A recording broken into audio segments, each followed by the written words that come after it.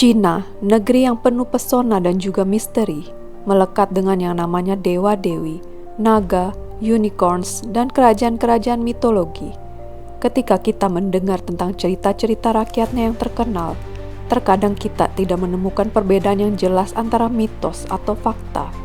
Meskipun memiliki banyak tema dan variasi sepanjang sejarah Cina, sebagian besar mitosnya memiliki satu elemen yang umum, yaitu perjuangan orang biasa untuk melewati bencana atau kemalangan yang sangat hebat. Berikut ini saya akan menyajikan mitologi mengagumkan dari zaman Cina kuno. Apa sajakah itu? This is Lubi Story.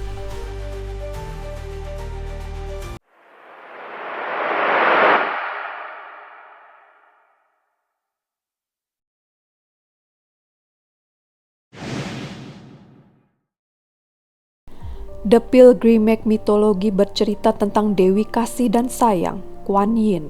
Di kebanyakan versi mitosnya, Dewi Kuan Yin digambarkan sebagai wanita yang sedang memegang bayi, berpakaian putih di atas kursi teratai.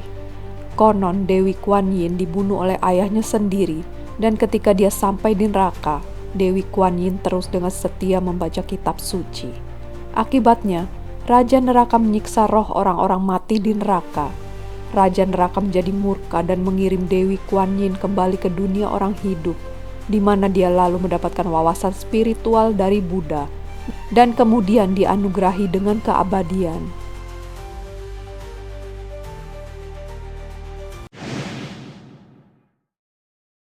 Seorang pejabat pemerintah bernama Wu Cheng-en di novel populernya bernama Journey to the West menceritakan mitos tentang raja monyet bernama Sun Wukong.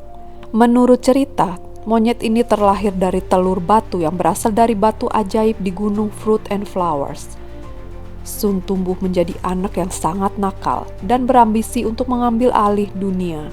Sampai-sampai Buddha harus mengeluarkan banyak upaya untuk menjinakkan dia.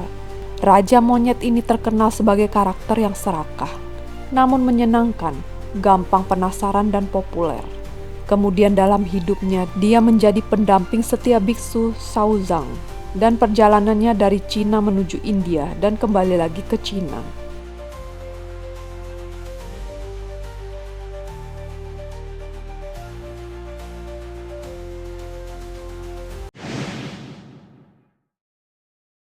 Mitos yang satu ini muncul di sekeliling kehidupan Konfusius. Cerita ini memperkenalkan unicorn Cina, Qilin, yang dianggap sebagai hewan suci bagi masyarakat lokal. Rupanya tidak sama dengan unicorn dalam cerita Eropa. Qilin adalah gabungan dari banyak spesies, seperti rusa, kerbau, naga, dan kuda. Sifatnya digambarkan dalam mitos sebagai makhluk yang damai dan pemalu. Tapi jika marak, Qilin mampu menusuk orang-orang jahat dengan tanduknya. Pada abad ke-14, seekor jerapah diberikan sebagai hadiah untuk kekaisaran dan banyak pengamat mengklaim itu adalah reinkarnasi dari Qilin.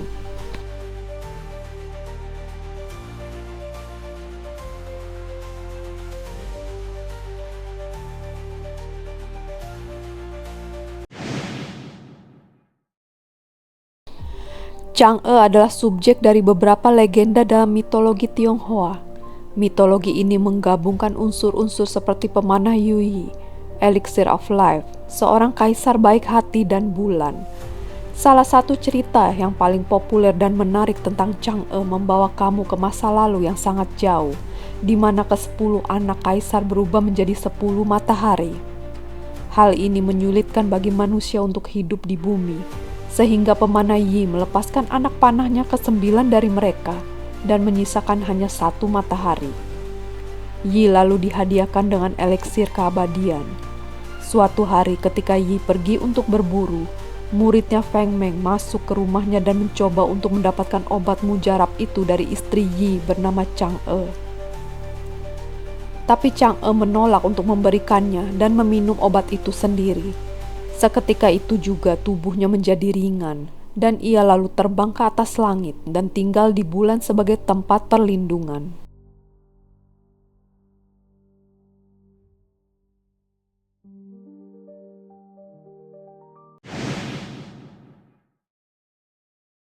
Lanjutan dari mitologi Chang'e.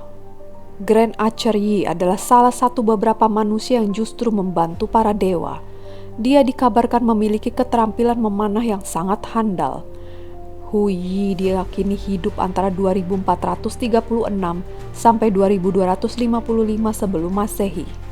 Mitos tentangnya berkaitan dengan orang-orang dari bagian barat Cina. Konon, Yi membantu sang bulan selama gerhana matahari dan juga menyelamatkan negaranya dari berbagai wabah. Hu Yi juga dikatakan telah menembak jatuh 9 dari 10 matahari yang membakar bumi di zaman prasejarah. Selain ini, ada banyak lagi cerita rakyat tentang Yi yang populer di kalangan masyarakat umum.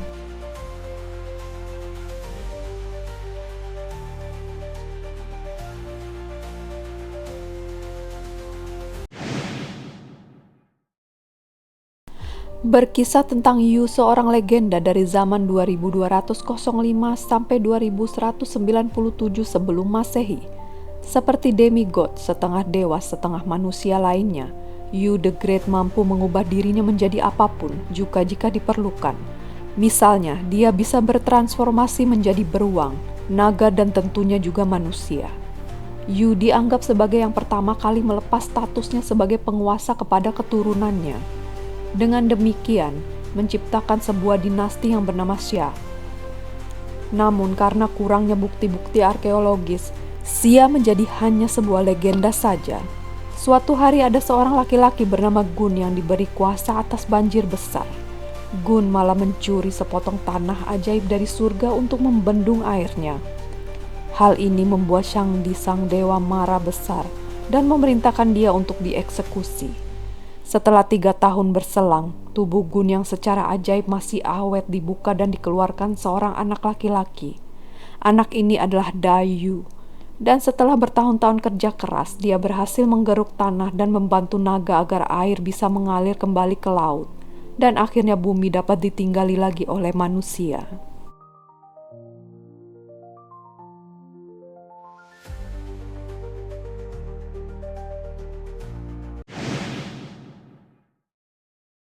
Gonggong alias Kang Hui adalah seorang dewa air dan sering sekali digambarkan dalam mitologi Tionghoa.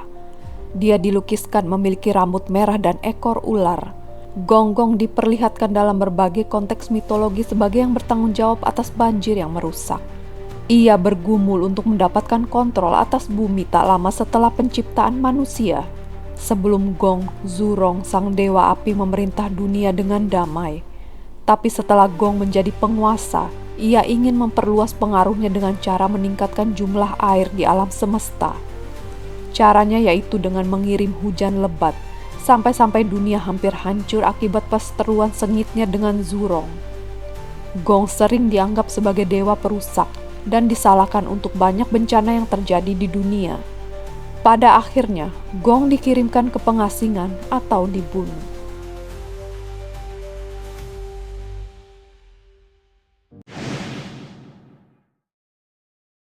Mitos yang paling kuno melibatkan 10 raja legendaris. Seluruhnya adalah demigod yang memandu manusia dari awal zaman prasejarah.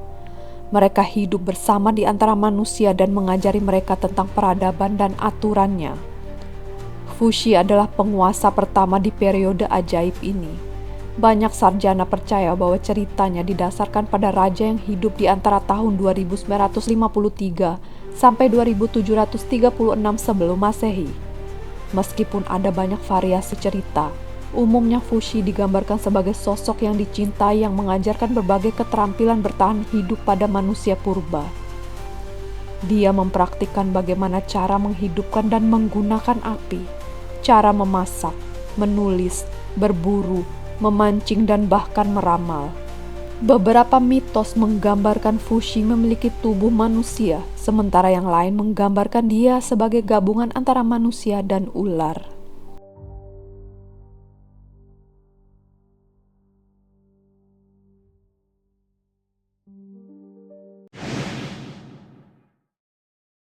Nuwa atau disebut juga dengan Nugua adalah seorang dewi paling populer dalam mitologi Cina kuno. Sesuai mitologi, Nuwa menciptakan manusia dan memperbaiki pilar surga, termasuk memperbaiki kerusakan yang disebabkan oleh Gonggong. Sebagai istri dari Fushi, Nuwa membantu mendirikan norma-norma pernikahan dan mengatur perilaku antara laki-laki dan wanita. Nuwa juga dikatakan telah membangun sebuah istana yang sangat indah. Istana ini lalu dijadikan prototipe atau contoh untuk pembangunan kota berdinding. Bahan-bahan untuk membangun istana tersebut konon telah disiapkan hanya dalam waktu semalam saja oleh roh-roh gunung.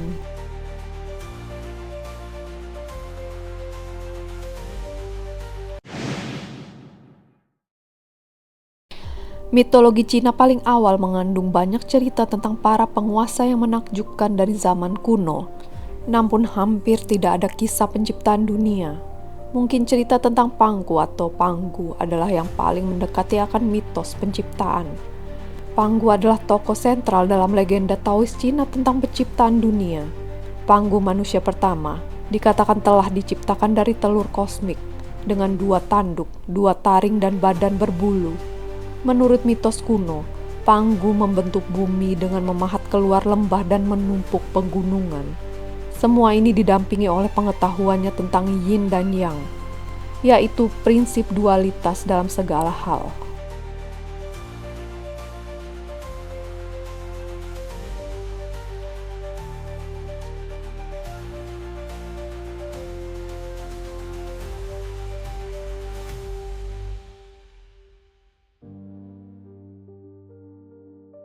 Itu tadi guys, mitologi dari zaman Cina kuno. Bagaimana pendapat kalian guys? Jangan lupa ya tulis di kolom komentar.